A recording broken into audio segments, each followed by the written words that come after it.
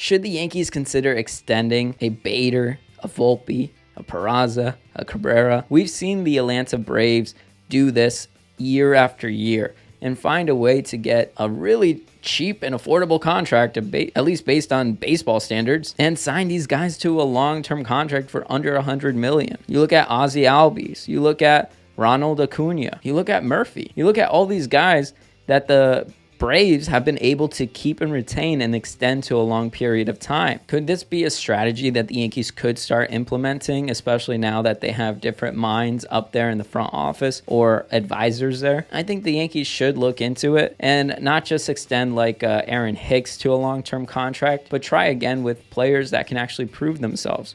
So for example, if Bader starts proving himself this upcoming season, the Yankees should consider someone like that to extend. Or better yet, if you see an Anthony Volpe developing, sign him to a long-term contract.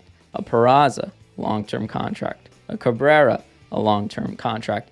These are some of the guys that you're going to want long-term, especially a Dominguez, or really anybody that just shows huge promise. I think that is like the Atlanta Braves way, and it's been working for them. Could the Yankees possibly see that philosophy and do the same thing? At least with one of them, I would like to see it. If Anthony Volpe is the real thing, I would like to see the Yankees extend him, keep him for a long time, and have our solid shortstop or have our solid second baseman. Peraza, the same thing.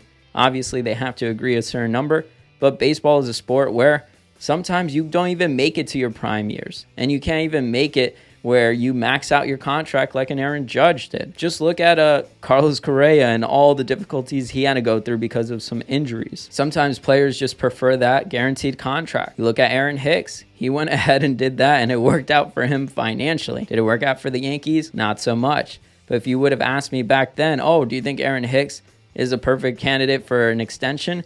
I would probably be like, no. Like, I don't see it. But if you look like a Volpe, you look at a Dominguez, some of these guys, these big guys that are coming up through the minors, I think it could be worth looking at extending them and getting an amazing deal so you don't have to have another Aaron Judge type of situation where you have to offer a captain, you have to bring in Rizzo to talk to him, you have to bring in Derek Jeter to talk to him, and do all this and end up paying a premium for him instead of signing a Judge early on. I think this is something that the Yankees really need to think of and how they're signing their players and not just waiting till they're a free agent. But I'm curious to see what you guys think down below. Make sure to hit that like and subscribe if I earned it, and I'll see you guys next time.